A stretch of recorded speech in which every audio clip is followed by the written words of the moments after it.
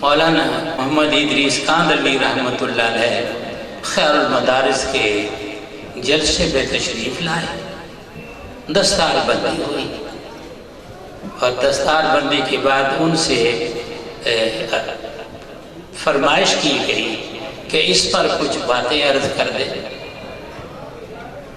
تو فرمانے لگے، اٹھ کے کرسی پر بیٹھے، فرمانے لگے کہ حکمت بیان کرنے کا مجھ سے کہا گیا ہے، پہلی بات میرے دماغ میں یہ آئی اور کبھی نہیں آئی تھی کہ جو بدر میں فرشتے اللہ تعالیٰ کی رحمت کے اترے تھے وہ پگڑی باندھ کے آئے تھے۔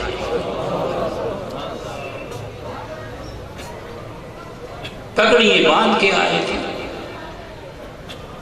اور مسلمانوں کو فتح نصیب ہوئی تھی، اور وہ پگڑیاں اب میں بھولتا ہوں کہ انہوں نے سفید فرمایا، ایک سبز فرمایا۔ پھر فرمانے لگے کہ جو احد میں ملائکہ مسلمانوں کی مدد کے لیے آئے تھے سرخ پگڑیاں باندھ کے آئے تھے، تو مجاہدین کی ایک جماعت تیار ہوئی، انہوں نے سرخ کرتے بنا لیا۔ نعرہ تکبیر، ختم نبوت۔ تو مجلس پہ، مجلس احرار اسلام پہ مشکل وقت بطور جماعت کے بھی آتے رہے، کبھی اس ضلع میں نہیں جانا، کبھی اس ضلع میں نہیں جانا، کبھی اس تحصیل میں نہیں جانا۔ کچھ دنوں کے لیے پاکستان بننے کے بعد پابندی لگی، تو کراچی میں بنوری ٹاؤن میں اس وقت درس نظامی پڑھ رہا تھا، تو اخبار آیا اور خبر آئی کہ پابندی اٹھ گئی۔